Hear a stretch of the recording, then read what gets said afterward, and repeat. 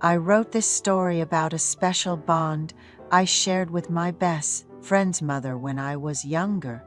Even now, as I've reached middle age, I occasionally find myself reminiscing about those days.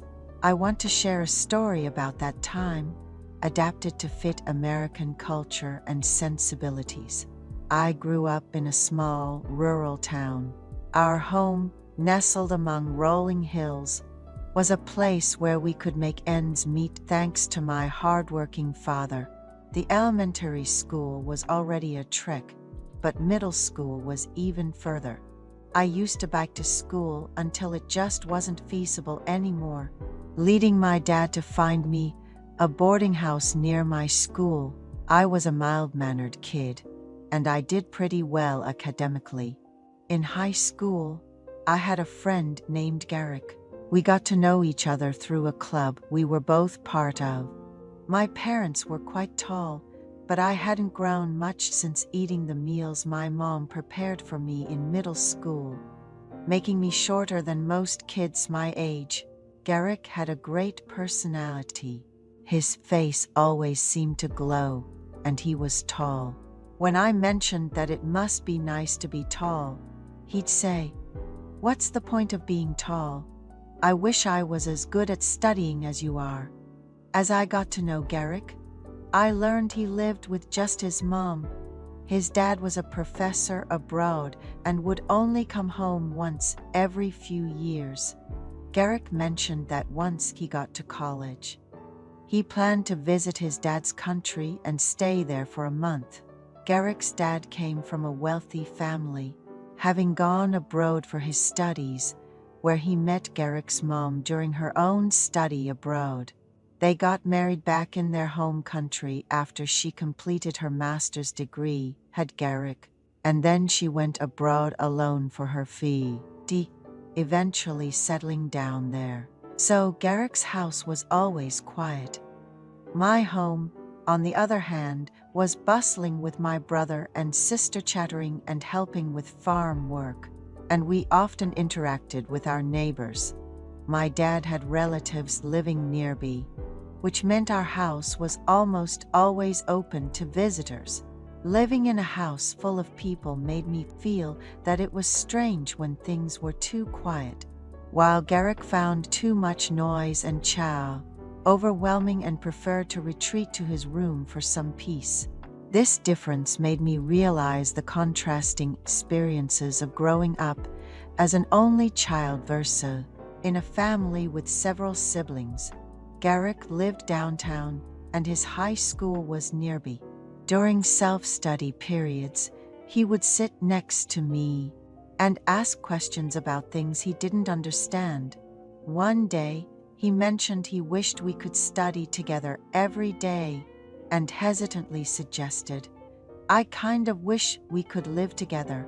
He explained that his senior year of high school was crucial, and since his house was spacious and he could have his own room, he thought I should consider it. After talking to my mom about it, she readily agreed. Living at Garrick's house might be a bit awkward, but after getting tired of the cramped and crowded boarding house life, I called home to ask my dad what he thought about moving in with Garrick. He said, "Last year's harvest was good, so we have some savings.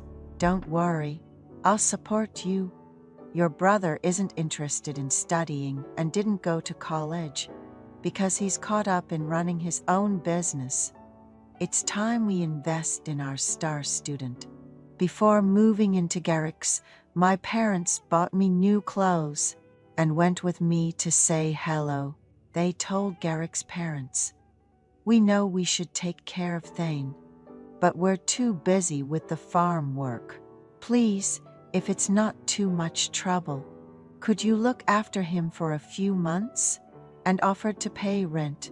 Garrick's mom greeted us with a warm smile and prepared a delicious meal of roast pizza and salad. She mentioned setting up a separate room for me, but Garrick wanted us to stay together, so we figured it out. Garrick, who had separate study and sleeping areas, asked for an additional desk in the study room and another bed in the bedroom. Living and studying together at Garrick's made me feel like part of the family. Garrick's mom, in her 40s and very graceful, said softly, "Thane, you can call me Mom if you want. It might make you feel more at home. Let me know what you like to eat. I'll make it for you." But I was too shy to call her Mom. Garrick was thrilled to be together all day, and we would go to tutoring after school and study until the early hours, helping each other with questions. Garrick and his mom made a lot of effort to make me feel at home, and my parents, even sending double the boarding fee, were overjoyed with my mock exam scores. And through a neighborhood party when I got into college, Garrick got into the best college in the area, and I was accepted into a prestigious university in New York. Garrick's mom threw a party and invited my parents. My parents and Garrick's mom thanked each other, and we all toasted with a meal prepared by a visiting chef. When it was time to go home, Garrick's mom suggested we all stay the night since we were like family. My parents, who usually went to bed early and woke up at dawn to work on the farm, had been living this routine for decades. Being welcomed into such a modern home felt like staying at a hotel, which was a delightful experience. As I was getting ready to head up to New York, filled with excitement, Garrick invited me over to his place. His mom had gone shopping for ingredients to make a turkey dish in the backyard. I grabbed a gift for Garrick's mom and hurried over. With my entrance exam results out and looking good, I feel like I've done my part.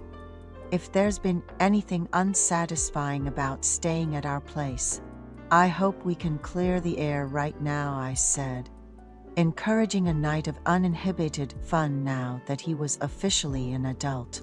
That evening, I found myself enchanted by a wine I had never tasted before, while Garrick, feeling under the weather, retired to his room. I ended up finishing the remaining wine with Garrick's mom. I thanked her for her kindness, and she mentioned having a model student like Thane stay with us has been a blessing. It even inspired Garrick, who was previously uninterested in academics, to get into college. I can't thank you enough. Because of Garrick, I feel like I've fulfilled my duties too. Garrick's mom, a New York native who had never lived outside the city, now found herself feeling a bit claustrophobic living in the countryside. She mentioned that now Garrick was an adult, she'd visit her parents more often, to which I warmly responded. I thanked her for making it so comfortable for me to study and handed her a shawl I had prepared, explaining that I bought it because she seemed to feel the cold more in the winter. Upon seeing it, she immediately spread it out and suggested we wrap ourselves in it together.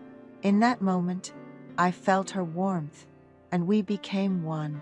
Thus, we shared a secret, and I began my life in New York, using visiting her parents as an excuse. Garrick's mom would come to my studio apartment to spend quality time, though visiting Garrick back home during the holidays made me feel somewhat guilty. Fortunately, our secret remained just that.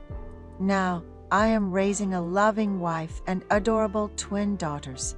I'll never forget Garrick's mom's embrace at my wedding, dressed in a beautiful dress.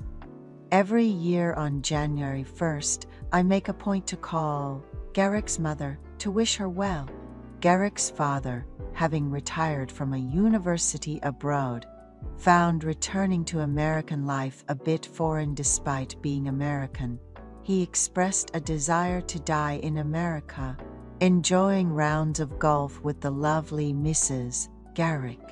Having lived apart for so long, she now smiles and says she doesn't feel lonely anymore. I told her, "If he ever gives you trouble, just call me. I'll come and cheer you up.